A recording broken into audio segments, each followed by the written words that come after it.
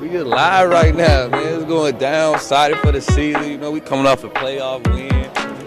I mean, you know, we had a couple wins.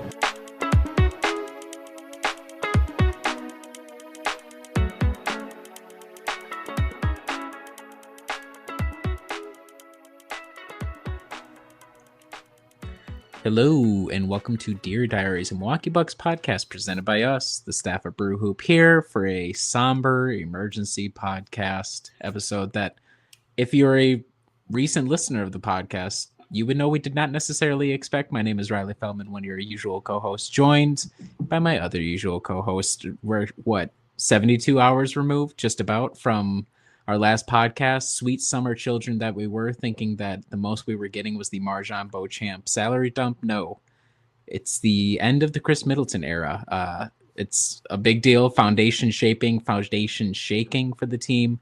Nobody else I'd like to break it down with other than Kyle Carr and Adam Paris. Guys, how are we doing this evening? Okay. Adam, how are you? More sad as the day has gone on than anything else. So yeah.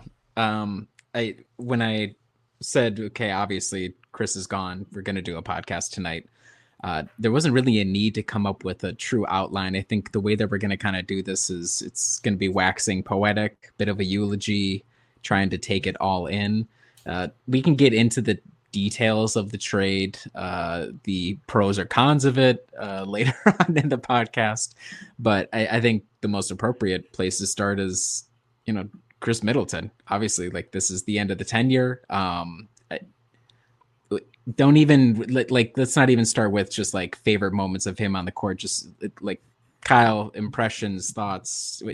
Where are you at with Khris as his career with the Bucks for now comes to an end? What were your thoughts when hold off on your thoughts on the trade? Let's just talk about Khris. Let's focus in on Khris first. All right, deal. I mean, I'm not surprised Khris Middleton got traded, I guess. Like, it felt as though Milwaukee was already started to shift away and transition away from Khris Middleton being at least like the absolute third key cog in this team. But it is weird just because, you know, it was like Khris and Giannis basically getting here at the same time, and for how long he was here. You never really, like, I wasn't surprised he got traded, but you never thought he would actually get traded at the same time just because of his longevity. And at this point, it was kind of like, well, maybe he walks in the summer. And if he was going to leave, it was by his own choice, or kind of forces the organization's hand where it's like, I want this much money. And the org would say no. So I guess it is just odd, just because he was just this throw-in in a trade that involved Brandon Jennings. Like, didn't really think much of it. You know, his first year, he's still kind of solid. Still, you know, it's like a solid player, and nothing that you would really go like, oh, okay, like, this is just like a guy. To the fact that he grew into becoming kind of the wingman that Giannis needed for a good chunk of the time. And then to see that grow and see him become like a legitimate, like, second or third option on a good team was very impressive in that, right? And then there are playoff games and playoff series that we won because of Khris Middleton. The Bucks don't win the title without Khris Middleton. Like, he had grown into that reliable player, and it did at least answer the question of, can you win a title with Khris Middleton as your second best player? And the answer was yes. You know, how you want to view Khris and Drew, I just feel as 2A, 2B. But at the same time, it's like, you can do that. And to the point where if he was healthy the following season, Milwaukee probably does beat Boston. And then who knows what happens that season? Do they get back to the finals? I don't know. And it is just a weird reflection, because even in the last playoff series against Indiana, it was pretty much Khris trying to do everything on his own because Giannis and Dame were hurt or not at 100%. And it was on Khris to kind of carry that load. So it is a weird situation. It is one of those that you kind of look and it's like, oh yeah, he actually is not going to play any more games for the Milwaukee Bucks, most likely. I mean, if you look at all of the Milwaukee Bucks records, Khris Middleton is basically in the top 10 of all of them. Like, he's in, I think he's like 6th or 7th in free throws made. He's He leads the franchise in 3-pointers, man. That's probably gonna be a while before someone comes and breaks that. He was like top 10 in the most field goals. Okay, blocks was the only one that's like he's not there, but okay, that's fine. But steals, he was up there. Assists, he's third. Most rebounds, he was in the top 10. Most points, he was third behind Giannis and Kareem. Minutes played, he was second. Games, he was second. So it is going to be one of those where you, on reflection, like history is going to look back well on Khris Middleton because of everything that he was able to do in his career in Milwaukee. And I mean, he's going to get his number retired. I don't think there's any debate about that.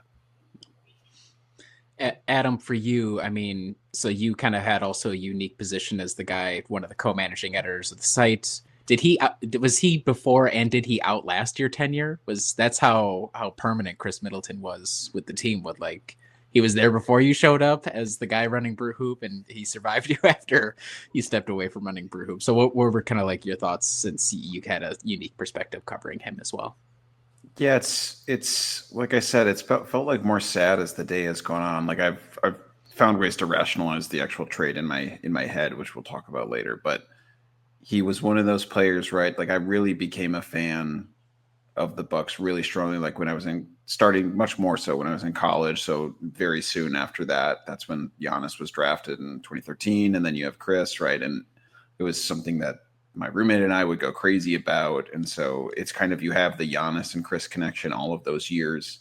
And it does kind of feel like the end of an era, the end of something significant in Bucks, probably the end of the most significant Bucks duo in their history since Kareem and Oscar Robertson briefly, right? Yeah. I don't know if there's another one because those 80s teams were great, but I don't know if they were necessarily duos. Maybe, you could say maybe Moncrief and Marcus Johnson or something, but that's sort of maybe short-sighted for the other people that were on the team. But regardless, he's been such a great person and ambassador for the team because he's quiet. He's sort of silently burning inside in a way that feels a little bit different from Giannis. And he always, I feel like you can read that story about Giannis thinking he wants to play with Khris forever after he couldn't breathe, but wanted to play in the Toronto series in the playoffs. So I thought that was just incredible. He was, I found out late, he was born in Charleston, which is like where my wife grew up. So there was like a connection there. I told her tonight he was traded and she said, I guess I'm a Wizards fan now. So that was a little painful to hear, but I think he will always be remembered fondly by Bucks fans. He inspired debate, which is not a bad thing. Sometimes it got a little rough out there, but I think the crowning achievement of the playoffs, and the thing that I think will probably get lost a little bit about his legacy because he was so injury riddled later, was for a while he was an absolute Iron Man. Like led the league in minutes for a few years, I believe, under the Jason Kidd years. In the playoffs, he was averaging an insane amount of minutes per game during that championship run. Like he played almost 1,000 minutes in just that championship run alone. So I think the injuries hobbled him clearly at the tail end, but that's an underrated part of his legacy, is how durable this guy was for year after year after year. And he just upped his game in so many ways. And I'm going to just miss watching him play basketball because him and Giannis were just a special, special connection who knew where they were going all the time. And as frustrating as the Bucks offense could be, those two were about as aesthetically pleasing as it got when they ran a pick and roll. So I will definitely miss that connection. Kyle and I were looking at his stats before. In the final Jason Kidd year, he started in all 82 games that season. Can you imagine Khris Middleton playing in and starting that? And that's not that far removed in the past. And then the year after that, the first Bud year, he played and started in 77 games. And, obviously we had the run to the Eastern Conference Finals that year. You have the bubble year. I think even then he still kind of toughed it out. So the durability has only really come into serious question recently. And it's such a shame that so much of it has just been freak accidents, more or less, like starting with the hamstring stuff because the Bucks were playing in or practicing in a very outdated facility. So part of the story too, and why it has its own sort of tragedy to it, is that a lot of it was somewhat out of his control with some of the injuries. Like even this past season, he just lands on Katie's foot. Like what can you do to control that if you're Khris Middleton? So for me, looking back on his time with the Bucks, it's a testament to obviously hard work, diligence. You know, if you read that extensive Zach Lowe piece that came after the title, that really praised like his path going from Charleston to Texas A&M, grinding his way through the G League, you know, and I think even then you could tell that the people around him at least could tell that he had sort of an inner fire. And I'll always remember that article where it was like Jason Kidd, mastermind manipulator, not exactly a good guy, but he sets down the team meeting and says, who here thinks they're number one? Like, I want you guys to pick amongst yourselves who you think. And Khris and Giannis both elected themselves as number one. And and I think that speaks so well about both of them. Like, Khris is such a quiet guy publicly, and yet Khris is like, this Giannis bum needs to be clearing out for me. And Giannis is like, I'm going to kill Khris. And yet through that, they were able to form such a perfect partnership. And we also talk so much in the context of Giannis and NBA players about how rare it is for one guy to be drafted by one team and to stick with them throughout their entire career. Yes, Khris started his career with Detroit, so even then it wouldn't have qualified. But to have as long of a tenure as Khris did,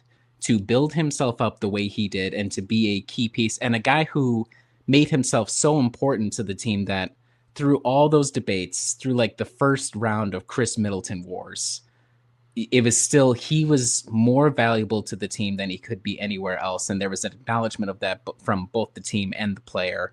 And it is a shame in a lot of ways that it comes to the end here where it's more or less a gussied up salary dump is kind of the way that it kind of has to end. And that's a shame. And that, again, that's partially for the CBA reasons as well. But you know, we'll look back on a lot of great moments. We'll talk about a few of our favorites here that kind of jump to mind. But just a testament to hard work, being a good teammate, kind of the rough and tumble of the rise of an NBA contender, and then the difficulty in maintaining it. It's really hard.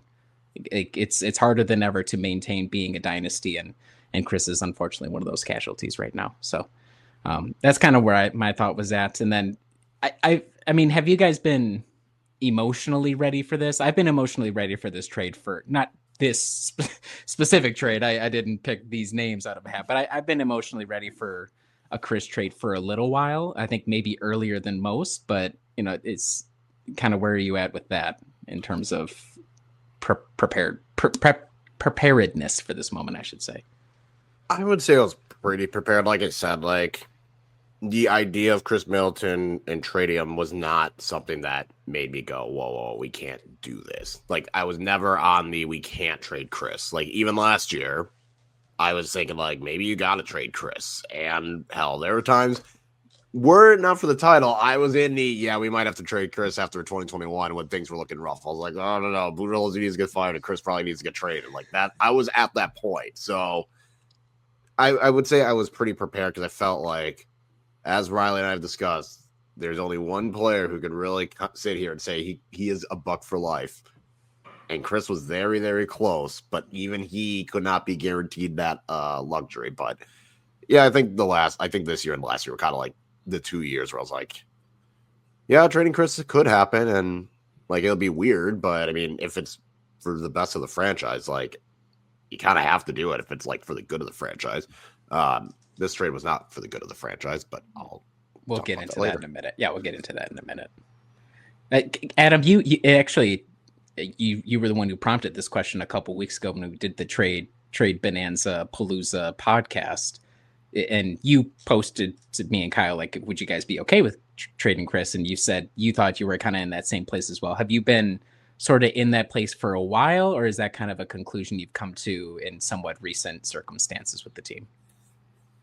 I'd say probably recently. I mean, just seeing how this recovery is going, and just kind of coming to terms with they're probably going to have to try and squeeze something out of here. I mean, I still, in general, think he probably had more value to this team and would have given this team a better chance just by staying on it than many other players. But I think eventually, I think the writing seemed a little bit on the wall here. I mean, I think it would have been pretty difficult given he had that big player option for next year, seeing anything beyond that. So I was hoping for maybe one last little run with this group, but I'm not that surprised that it's come to an end already.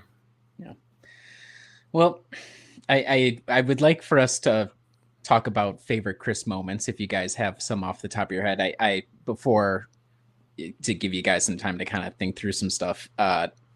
So obviously the Bucks don't win the title without Khris, goes without saying, for a lot of different reasons. In particular, though, the Eastern Conference Finals. So Giannis sustains the knee injury. Everybody's convinced at home Giannis just died. His knee is completely gone. Even if his knee isn't completely gone, we have no idea what his timeline is for coming back. Oh my God, I can't believe we're going to let this chance. We got out of that net series and we're going to let this chance slip.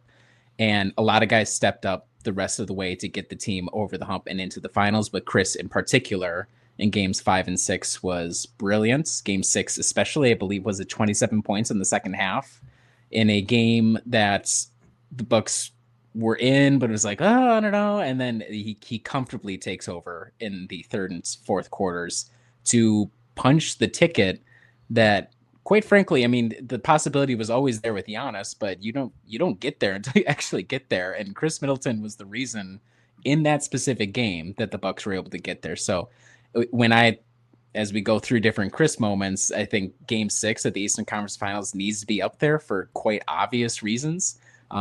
And that was the ultimate, put up or shut up moment for where he had been at. Yes, Giannis had established himself as the true number one, no questions. But like Kyle said, okay, if you're 2A, we need you to deliver. And he did. And there's a lot of players in the league that are touted as second options who may have wilted in the face of that. And yeah, the Hawks weren't the most amazing team in the world, but they had made it to the Eastern Conference Finals, and you need to get over it without Giannis. And that was quite such a shock to the system. And yet the team coalesced, especially around Khris, to be able to get there. So I'll start with that, but I open the floor to other Khris moments that you guys would like to highlight that were, give you warm feelings when you look back on it. Game 4 of the NBA Finals, because in that series, I mean, Milwaukee did not look good the first 2 games. It's looking rough. They win game 3, and it's like, all right, cool. Like, we're back at it, win game 3, do what you can. And then we get to game 4, and it is a back-and-forth affair. Giannis is doing pretty solid. Like, obviously, like, he's had an efficient night.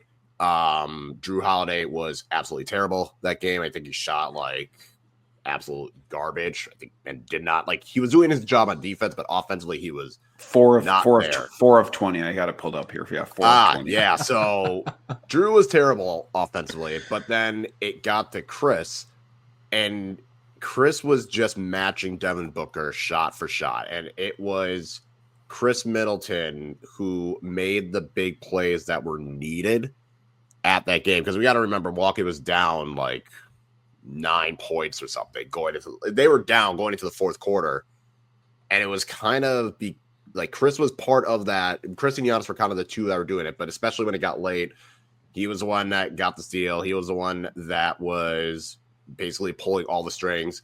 When it got to like the final couple seconds, he's the one that was hitting the shots that were needed, especially late where Milwaukee, I think it was like the last 2 minutes, it's tied.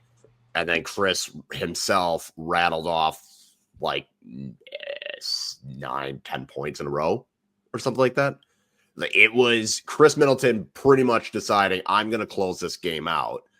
And for me, that was kind of that game where I was like, all right, after they won that and evens the series at 2-2, but Milwaukee does not win the finals if Khris does not have that game, because Giannis did what he could, but no one else in Milwaukee. I mean, Pat Connaughton was also doing stuff, but it was really Khris Middleton taking over that fourth quarter in those final 2 minutes. So I think for me, that's one of them. Honorable mention, the game tying shot he made in Boston. I think it was in 28 in the series against the Celtics after Jason Kidd got fired, where things were looking rough, and then Khris hits that 3 and I was like, oh, all right, we're back in this. And they still ended up losing, but it was a fun moment.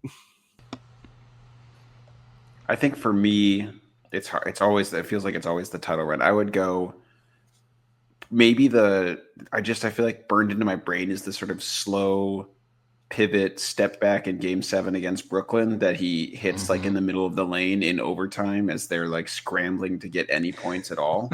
That I won't ever get that out of my head when he was able to and it was so quintessential Khris, right? It was slow, it was deliberate, but there was so much craft. You knew he had done that so many thousands of times over, so he knew exactly what to do. So I would go that, and then 2 quick honorable mentions. The Miami game to kick off that playoff run, him hitting like basically the game-winning shot, I think that was kind of a pressure release valve for that team that let them be like, okay, screw Miami, we're going to steamroll these guys. And it felt like from that point on, the rest of that series was a wipe. And then this will totally be forgotten because last year it sucked, but I forget if it was whatever Indiana game it was where he kept hitting game-tying shots over and over, like willing the team to a possible victory, like a possible Kyle thinking, if we get to 6, we could get to 7, and we could come back. It just didn't happen. It just didn't happen. But that was awesome. That was just awesome. Khris was an awesome player. Reminiscent at the Indiana game, reminiscent of, I think it was the 2017-2018 series that we ultimately lost to the Celtics, but Khris had some crazy shots to keep some of those games going too, when Joe Prunty was leading us into hell's Hot's gates, and we didn't advance, but that was the first start of Khris Middleton Celtics killer too, was that series in particular. I remember some deep, like tying really tough shots. It's like, okay, the Bucks are still in this thanks to Khris, pretty much. I will say, as I'm looking more into that game 4 of the NBA Finals, Khris played all but 30 seconds in the second half. He played 23 minutes. Okay, sorry, 23 minutes, 29 seconds. So he played all but 31 seconds in the second half. And in the fourth quarter, he scored 14 points. Like 5 of 9 for the field, scored 14 points. It's just like there was a lot of fun, and obviously there were like game winners, and even in the regular season where he himself would just be a microwave. So, yeah, a lot of good moments. You're so right, Adam, that so much of this is tied into the title run, rightfully so. Like that is the peak. Until it happens again, it will remain the peak of my life as a sports fan of teams that I'm personally invested in. I went back to look at the Game 7 again because I remember. I don't know who put me in, probably nobody put me in charge. I put myself in charge. I was tweeting from the Brewhoop Twitter account, and Chris's overall stats on that night are not amazing. He went 9 of 26. He gave it his all. And I remember, and I never actually went back to look at the stats until literally right now. I remember feeling so compelled by his and Giannis's performance in the second half and overtime, and in particular to be like, that was like a validating game. Like that's the game you put in the record books for a lot of reasons to finally get over the hump. So first half for him, 2 of 11, not great. Like, and Drew went toe for toe. He also went 2 for 11. So dark vibes. And then second half comes around. He improves to 6 of 12, 2 of 5 from 3. He has 5 steals somewhere in there. So he throws 16 points on there. Giannis has 23 of his own. Everybody else, Drew barely gets to 9. Everybody else, not much from anyone else.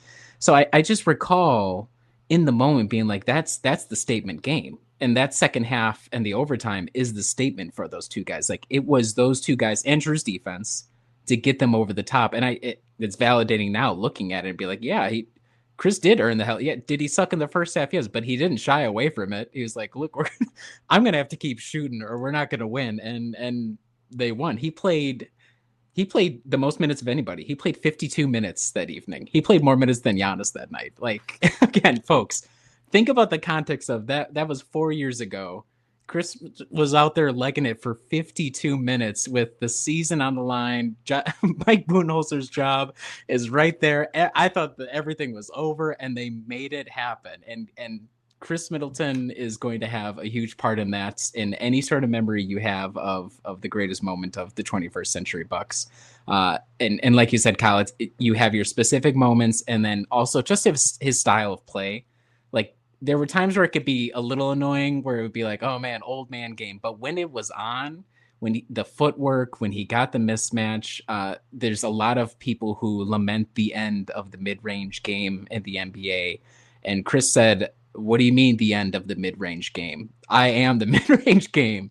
And that's why you could conceivably make him work around so many different configurations of the team on paper or otherwise, because it's like, well, Khris will just slot in anywhere. Like he can be the facilitator guy, he can be the tough shot guy, he can be the bail you out of a tough situation guy. His defense for a while there was very good. It's dropped off as the injuries have sapped it, but that's another thing to remember is like those really great Budenholzer defenses don't work if Khris is not out there given the number of minutes he's playing. So stylistically as well, that's just another thing to kind of give a shout out to. Also, another shot. All this keeps coming back to the title run. Game 3 against the Hawks, where Khris outscored the entire Hawks in the fourth quarter, where Khris scored 20 points in the fourth, and the Hawks scored 17 as a whole team. It was such a good run, such a fun run. It's probably worth doing like a retrospective soonish just to go back and relive it all. Given that it's not good coming about to this team again. I was gonna say, and the fact that it's now that Khris is gone, it's kind of coming closer and closer to the end for it. And I'm just trying to think of other moments, but overall, I think we can all agree, true professional.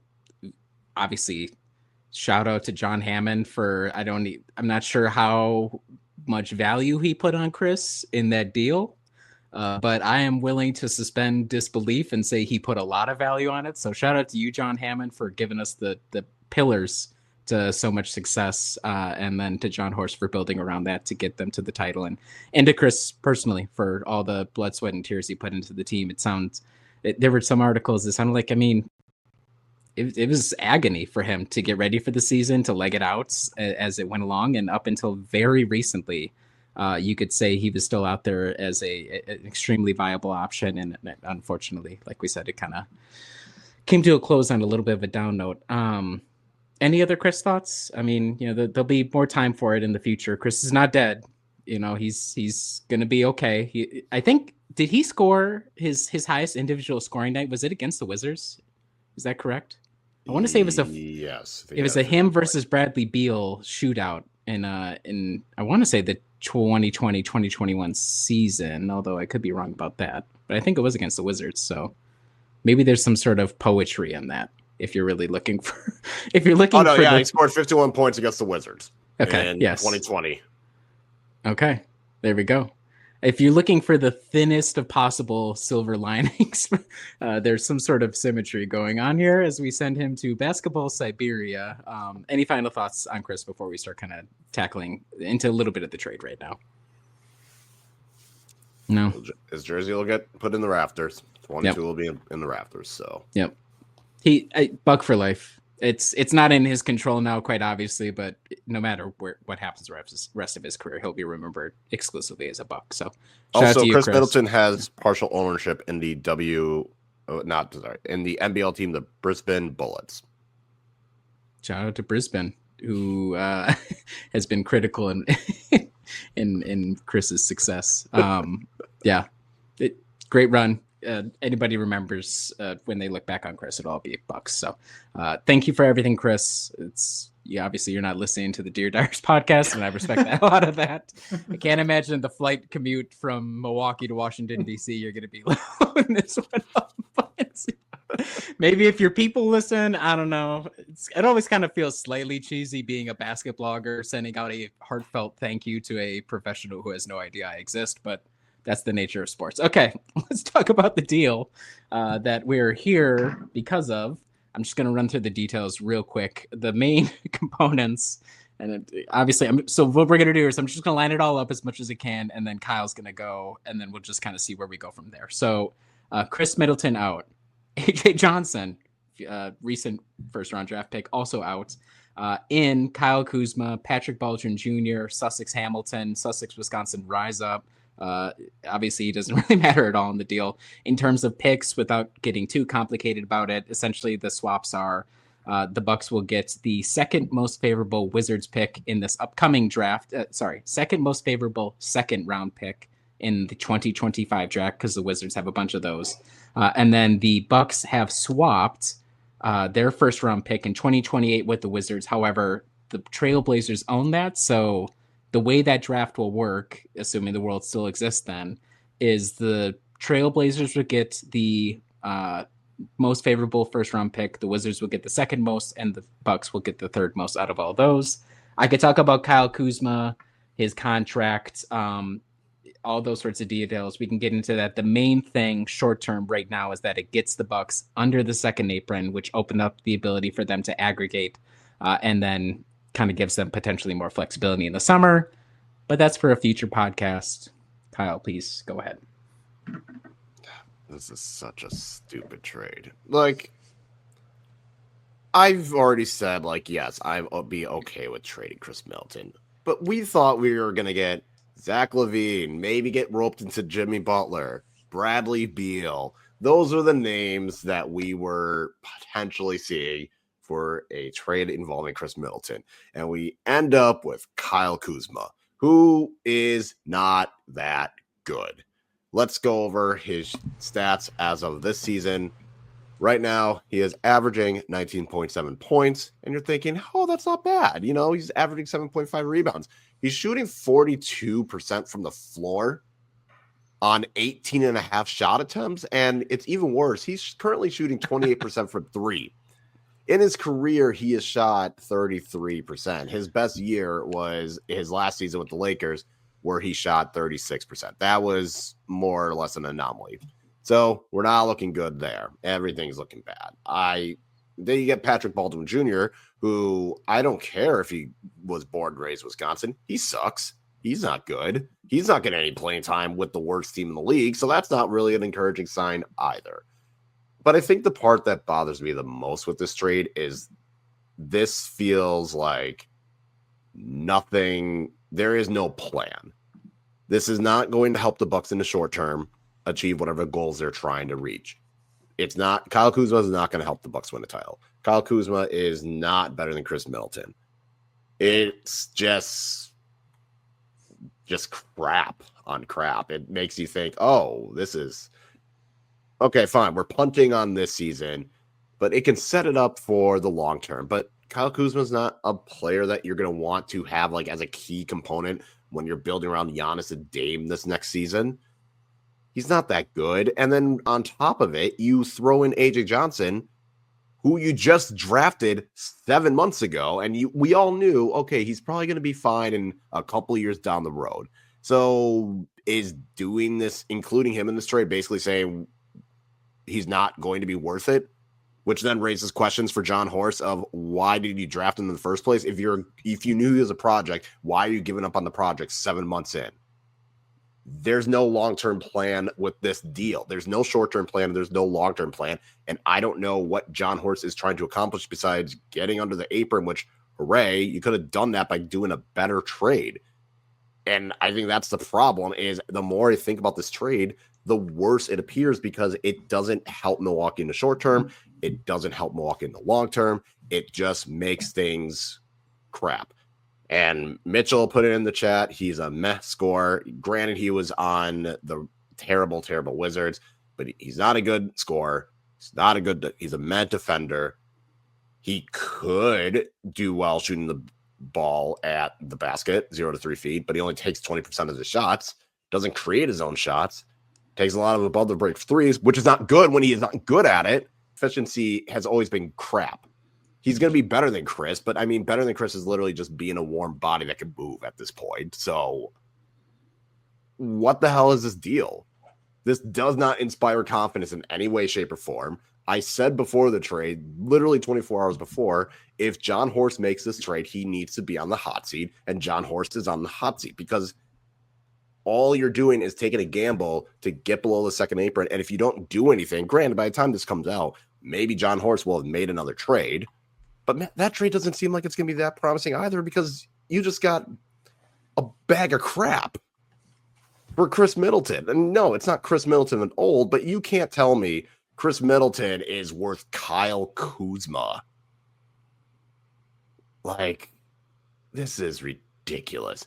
And then the point that also bothers me is I want apologies from every single person that said I was insane. I'm an idiot. This is stupid. No, we can't make this trade. When I said on this podcast last year around this time, trade Khris Middleton for Andrew Wiggins and Jonathan Kuminga, and everyone said that was idiotic. And I want a formal apology from each and every one of those people that are listening to this, that have commented. I want apologies because I was right, because Andrew Wiggins was involved in the Jimmy Butler trade. And you can't tell me that Khris Middleton could not have gotten Andrew Wiggins at the very least.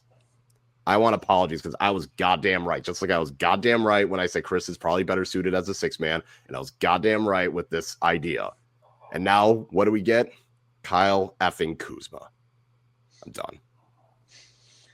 That felt powerful.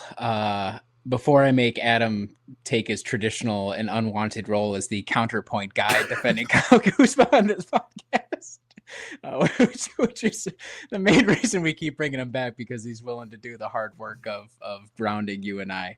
So I think I'm slightly less sour on it than you are, Kyle. Although I completely understand everybody would be like, okay, really, the payoff is Kuzma.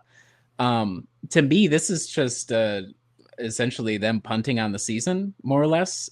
Now, the only thing that would kind of mitigate that is if there is a trade in the next whatever, when this posts, let's say 12 hours, it posts tomorrow morning, whatever, 8 hours, that maybe involves Pat plus Bobby, now that you can aggregate salary going out. What's weird to me is it didn't solve either of those groups that we've been talking about these past couple weeks. Like, oh, can you solve the big rotation or the guards? And then John Horst said, what about neither? Like, okay. I mean, Kuz is a big in that I think he's 6'9". So technically speaking, he's a big. Yeah, like he could play a 4 in a small ball 5, I guess. And I feel like we talked just this past week about how to me at least, Taurean Prince is probably better guarding a little bit further down and not trying to guard other bigs or trying to do the small ball 4. I just don't think that's the right fit. And so it's Bobby or maybe Kuzma, and maybe Kuzma is a slightly better defender than Bobby. I just think it's weird that Bobby and Kuz are both on the team together, which probably brings Bobby's future into question more firmly if it hadn't already in the recent past. But it is just, to me, obviously just a move to give themselves space to try and make one last go this summer around the Dame Giannis pairing. That's all this is. That's why I said it's essentially just a glorified cash dump. Their salary dump is what they're doing here, because of the apron restrictions, because of the possibility of Brooke coming off the books, because of the possibility of Bobby opting out. I mean, Pat will definitely opt in, so let's get that Cody Martin deal across the line so we can get Cody Martin out the paint as well. So to me, it's as close as you're going to get to a front office being like, look, this team's not good enough. Obviously, if you got the truth serum on John Horst, if you had the truth ray on him, he's not going to say, I think Kyle Kuzma is going to win us the title this season. Not even John Horst, if you hit him with the truth ray, is going to say that. It's just them punting the can down the road. They'll give it a shot. Obviously, I think they'd be happy with like a second round appearance, but this is just about see if they get one more run in 25-26 more than anything else. Adam, is that kind of your read on the situation, or do you have a different idea on it? No, I think that makes sense. I'm just wondering, why do you guys think then they made it? They wanted to do this now. Honestly, I think John Horst didn't want to deal with the potential of Khris opting into his player option and then having to deal with the cap constriction there. I think that's honestly the point. I think that's honestly what it is. I was wondering about, so like, I'm too cap dumb to really know the restrictions one way or the other about, okay, if Khris opts in the summer, I mean, presumably the cap will go up a little bit, all the other moving parts. I do think there is a part of John Horst and company that will say, well, okay, Kyle Kuzma's not going to win us the title now, but if you structure things right, he's on a slightly better team, maybe he improves, blah, blah, blah, all that sort of stuff, that he could have a role and a not insignificant one in the right team around him. And so kind of two birds, one stone, but also tacitly admitting that it's just not going to happen right now. So maybe that's it. It's just, I guess, I mean, Kuzma's probably going to be, not probably, he will firmly be available in the summer if he's not traded right now. The salary goes down over time. So it just becomes more of a target at that point. So I'm not sure why right now. Maybe it is just the complications that I'm not aware of, like Kyle said, or maybe even the ultimate fear, Khris opts out and our valuation of Khris is wildly different from his, and Khris leaves and everybody's really effing pissed at that point. Like, so maybe that's part of it too, is internal discussions, that sort of stuff. I think also a little bit of the writing on the wall. Doc clearly had to have been the one who said, well, I don't know. He said he was ready to go. He said he was going to be ready at the start of the season, and he's not. And then Doc said his ass is actually going to be on the bench now. Something tells me there might have been some slight tension between Doc Rivers, who I should also note, in a lot of our recent podcasts, has just kind of been in the background. We haven't talked about Doc Rivers pretty much at all. So he's the gray eminence behind a lot of it. So I think there's probably a lot of small factors coming together to make it happen now. But if you have a theory, Adam, I would love to hear it. But the only theory I can come up with is that there is some other move that they're trying. Like yeah. I'm going to bed tonight praying we wake up and it's like a Stanley Johnson situation. And whoever wrote the like breakdown of Kyle Kuzma's strengths and weaknesses, like I did back then, it's just effed. And no one reads that article. So that's kind of what I'm hoping. I mean, that's the only way I could see that for this season. Like I get it. Like, and I can't remember. I guess my thought was they probably have done it once they washed out of the playoffs or whatever, and like traded with Washington and figured something out then. That was my only thought. And then Van or whoever else should correct me if that's just something that they wouldn't have been able to do. But that seems like something they should have been able to do. But on the court, I am having a hard time defending this one beyond the fact that like I had strong doubts that this team was even going to be able to win a title this year, even though I tried to sort of make that argument, whenever we talked about this week. And both of you were like, yeah, I'm doubtful of that too. More doubtful than whatever argument I made. But I don't know. Maybe they felt like we really need to change something and we need to start shifting gears to whatever the model is, where it's Giannis and Dame are structurally the offense and everything is going to run through them. I mean, to that end, I don't totally understand then what kind of juice you would get from other players when you have no other players that can really create off the dribble. And that's what Khris was providing. But I don't know. Maybe they felt like they needed to change something at a minimum. Like yes, he's like only 4 years younger than Khris. You are slightly more athletic, slightly younger, just a little bit, right? And that is something that this team was like sorely lacking. So there is a little bit there.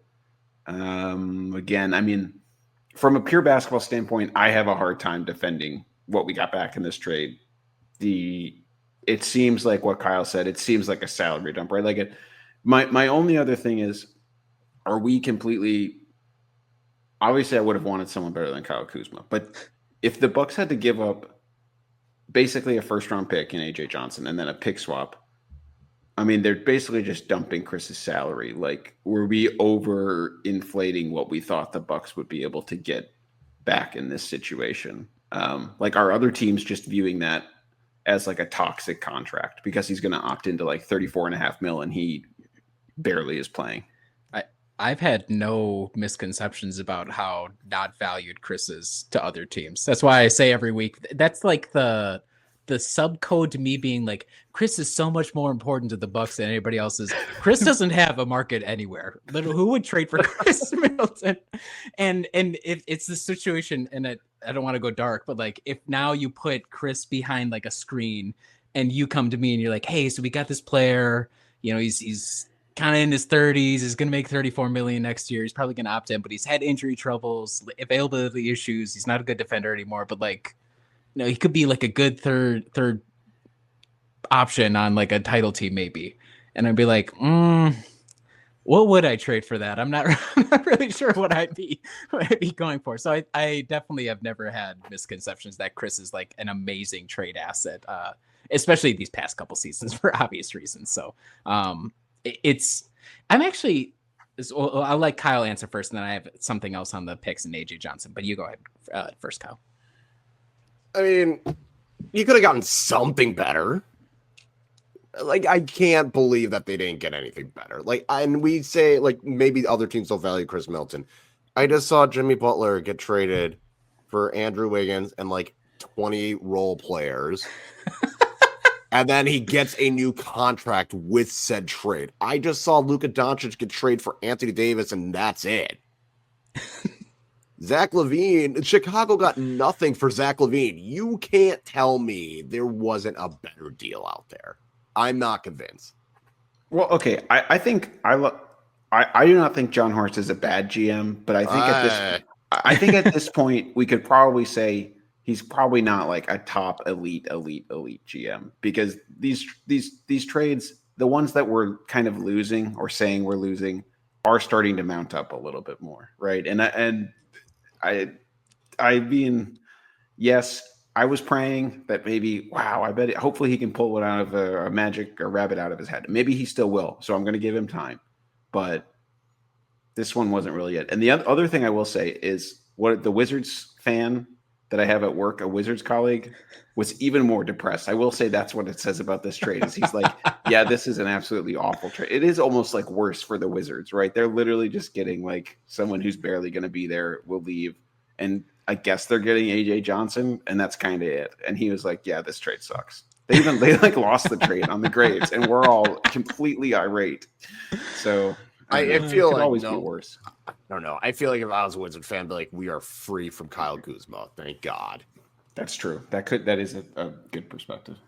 I was found it very funny being like, yeah, I mean, Kuz is kind of bummed out. I mean, it's been an epic tank job of proportions that I think history is struggling, not just this season, but the Wizards have been terrible for, I mean, almost as long as I've been alive. And they will continue to be that way for probably long after I've died. So I understand for a guy who's in his late 20s who already won a title, be like, all right, I'm kind of done with this. Curious how he'll fit into a team that, like you said, Adam. Riley, what happened? Just breaking news.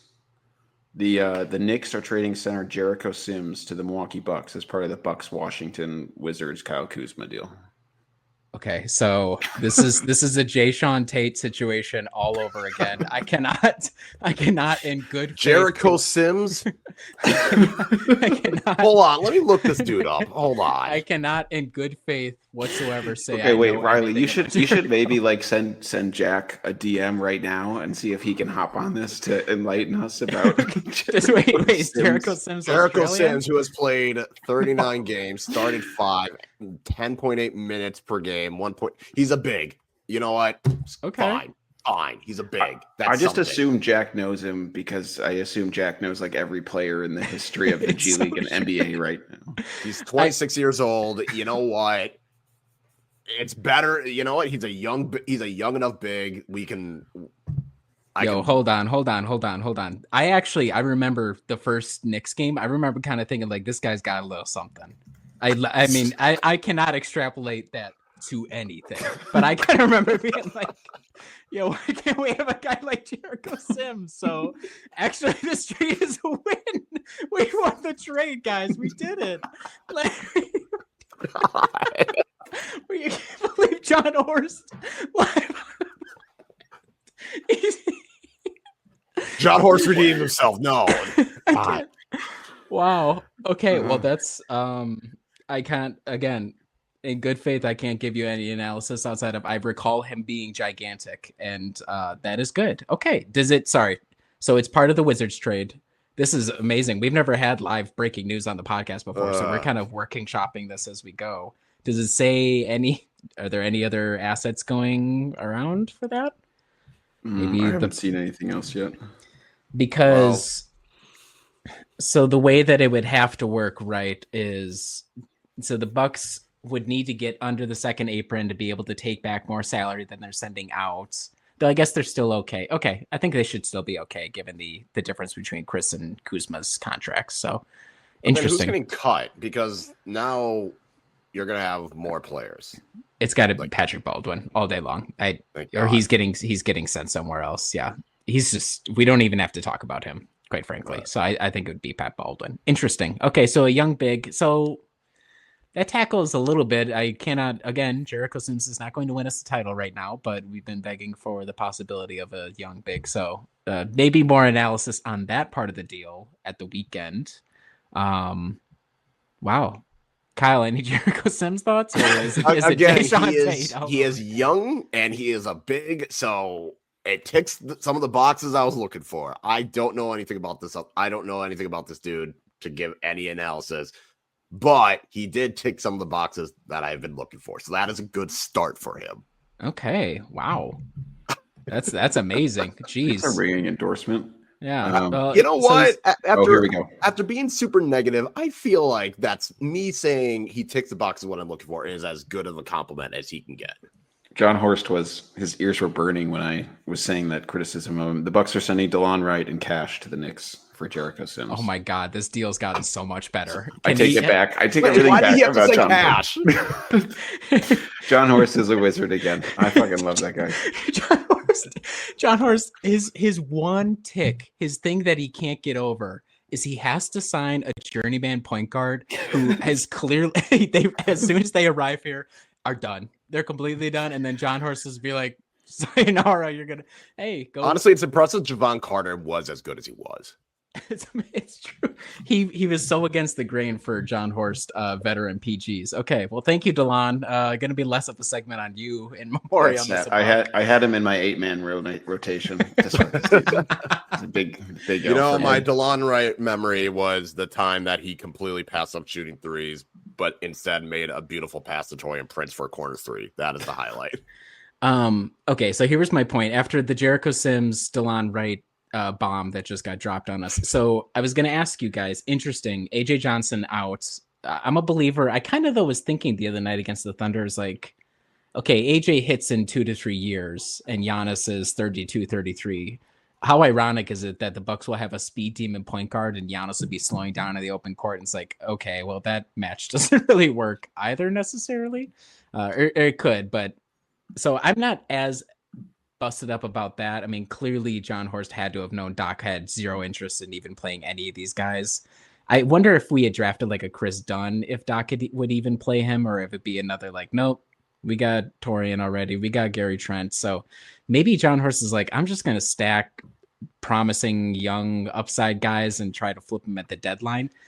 The one thing I want to say, or not want to say, interesting to me, keeps the 2031 future first round draft pick powder dry.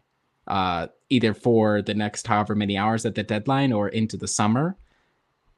I think that's a win. I mean, I like AJ Johnson a lot, but to be frank, the Bucks draft record is not amazing. And now AJ Johnson is going to a place where careers die. So, I mean, maybe he'll make something of himself, but there's already a lot of young players there that need minutes. I don't know if AJ is going to get those right away. So I just wanted to note as well the fact that we had talked about, do you trade to 2031 first now? Yes, no. Bucks have not yet done it. I think they better not do it. Well, obviously the worst iteration of the Kuzma trade is that it's Khris in the 2031 first for Kuzma. Like that's true. I mean, it's already kind of nightmarish, but that's like a true nightmare. Is you're not only are you salary dumping, but you're giving out the prized possession drafts asset in it to make the salary dump. So if you're trying to find a little bit of extra credit, there's that. Any thoughts on that at all? Was that a mitigating factor, or was everything else around it like it doesn't even really matter? Like the getting rid of AJ Johnson and a future swap for a first is kind of bad anyways. There just seems to be no plan. I think that's the part that's bothering me the most with this trade is I don't understand what the plan is supposed to be. And it seems like I don't think Horst knows what the plan is supposed to be. Well, do you think the plan is Giannis, Dame, these are our massive contracts. Let's do the like Luka Kyrie thing or the LeBron AD thing and try and fill it out with other role players around it. Or I could see that being one path. I don't know if that would win them anything. Or the alternative is obviously you try and find a way to flip for someone big this summer now. I mean, I think it's hard for us to know. It seems like this year, right now, it seems like the plan is punt on the season unless Jericho Sims like comes in and is, saves the season. But I don't know. You're right, Kyle. It's hard to know the exact vision because the one other thing that this does now is puts, I would say, an insane amount of pressure on Dame to deliver. every single game in the playoffs, which we should have expected anyway, but it's totally on him now. He has to be full scale Dame every single game. Yeah. So the vision, I would say it goes no further than medium term, right? So whether they go with the Dame Giannis combo or Dame Giannis plus try to swing for another guy, from this point forward, season to season, it's just going to be cobbling the airplane, keep cobbling it mid-flight. Like, okay, what's the next thing we can kind of do to keep the roster fresh enough around Giannis? And eventually, as we've seen now, it'll just keep aging, and maybe they'll just keep trying to refresh the back end of the roster with those kind of like younger vets more than anything else. But that seems to be the direction, right? Like, why would the Bucks ever actually draft and develop a player? I don't think organizationally they have much of an investment in that. Now, AJ Green and Ajax are slightly different, but I wouldn't say they're out and out successes yet either. So to me, it makes sense that the plan is like, look, if they draft a 19-year-old, don't expect them to actually like be here for any meaningful amount of time. That just, it just doesn't make sense with what the team's time horizon is. Like Tyler Smith, it would be great if he develops. I would not be shocked at all to see him in a trade in the very near future, either right now before the deadline or this summer, just because he's just a lotto ticket for another team is what those draft picks have kind of started turning into. It's like you find your players that you want to develop at the deep end of the second or even undrafted, where you can kind of gimmick things to get them on very team-friendly deals. Maybe you swing on an Ajax. I'm sure Ajax could have been had in a trade with the right, deal at some point in the past season as well. But anybody you're actually drafting for the Bucks is like, just go for the highest upside and hope you can flip them to somebody to kind of keep refreshing the roster with playable vets around it. That's why, that's just the plan, right? And how the tactical moves with each player changes, but that's just the overriding team building. Is that it's not team building, it's just tactical moves with each roster. So I'd be like, okay, we plug this hole. Now there's another leak over there. We got to go over there and plug that hole. And that's just kind of what they're stuck doing now. And that's okay. I mean, that's where I mean, that's just kind of where contending teams that reach this point in the cycle get stuck. And especially with the second apron stuff, which make it even tougher. So the reason why, Kyle, there seems like there is no plan is they can't really have a plan. They just wait for the next kind of crisis to happen and then tackle it then. And like the next crisis has been resolved because Jericho Sims is here. So Brooke Lopez can finally retire to Orlando. I mean, it's all good. The thing for me is like, this just is just a failure in asset management. Yeah. And that's been the problem. Like if John Horst has had a big flaw, it's that his asset management has been terrible. Granted, I understand trading the first for Drew Holiday and Damian Lillard. I don't have a problem with those kind of moves because that's a move you make, and I understand that. But I know everyone's like, well, he got Gary Trent Jr. and he got AJ Green. Yeah, he got lucky, but at this point, we just talked about there's a crisis and he plugged the hole. Now there's another crisis. Who's the reason for the crisis? John Horst, still on the hot seat. I don't care. He's still on the hot seat. Is there a move before the deadline? Is there another move beyond the Jericho Sims move? Sure, why not? I think like that. I think there is, but I think it'll just be the Pat Connaughton move. There's been too much smoke around the Cody Martin thing, which does not excite me at all. But that's literally, again, just a Wouldn't salary. you rather just keep Pat? Wouldn't you guys just rather have Pat? I don't even care what happens with the rest of the season because this season's a bust. We're getting the fuck kind of 4-5 seed and just punt, and then we'll see what happens in the summer. Kyle. What? Adam, you would have liked my post on Blue Sky the other day, Adam, on the Thunder game. I said, kind of a tough night for Pat from a stat-wise, but it shows a lot of character as a leader that he's out there with those guys tonight. I'm keeping at the bit, no matter, even if it kills me. I think the writing was on DeLon's wall that game when I checked the box score, and he was like 0 for 1. And I was like, you could only get up one shot. With that lineup. With that.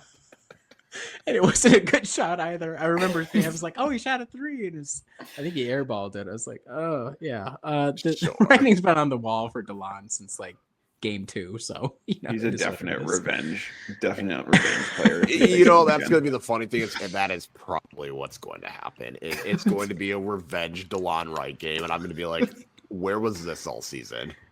When Kyle Campaign had his revenge game, we're just like, what? when Kyle spends his annual bonus to get Game 3 tickets next Knicks Bucks, and then DeLon Wright goes absolutely insane in the forum, and Kyle's calling us after the game, leaving us the recording. Yeah, that'll be really sweet. Okay. Yes. Sorry, Adam. Do you think one more deal still in the mix here before the deadline? I think so. I think there's going to be something. I mean, it could be small, but I think there's going to be something. I mean, I don't know. They're missing clear stuff, so hopefully they make some trade. To me, it's obviously significant that they're now able to aggregate. Like, no longer do you have to be like, who can we get back that's worth less than 12 million? Yeah. So it's in that regard, I do think it opens up. And it's weird that so many second April teams out there, and yet like things have become so unstuck in the past week, which goes to show that these NBA GMs are absolute sickos. And if you give them any sort of route to make a deal, they will find ways to make deals. So I think that's interesting. Maybe we'll be back for another interesting episode here in the near future. But any final thoughts on the trades? I hate it. Yeah. Okay. Very good. Okay. Thank you, Kyle. Thank you, Adam. This is fun to talk about Khris. First live reaction to a trade on Dear Diaries. We thank everybody for listening and watching. We'll be back this weekend after the dust is settled and we finally get Kyle's take on the new look Bucks against the Philadelphia 76ers he hopefully walks out of the forum in a good mood. We want to thank you for listening, liking, subscribing, sharing with your friends, reviewing, leaving comments on YouTube, whether they be very passionate or otherwise. We always appreciate it. Read everything over at Brewhoop, pregame, postgame, midgame coverage, all the trade coverage. Again, as the dust settles, we get a better idea of where the team is heading forward. But until we speak again, thanks for listening.